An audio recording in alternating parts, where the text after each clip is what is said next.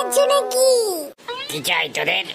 আরে দাদু, কিচ্ছু চাই না, শুধু জানাতে এসেছি। কি জানাবি আবার? আবার কি চুরি চুরি করছিস নাকি? কি যে বলো দাদু, মায়েরি সত্যি। উফ, তুমি জানো না আমরা ভালো হয়ে গেছি তো, ভালো।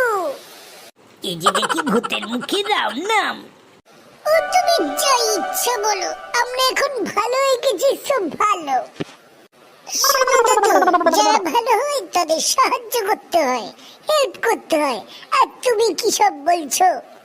উফ, অনেক তো কথা হলো, বল তোদের কি কি হয়েছে?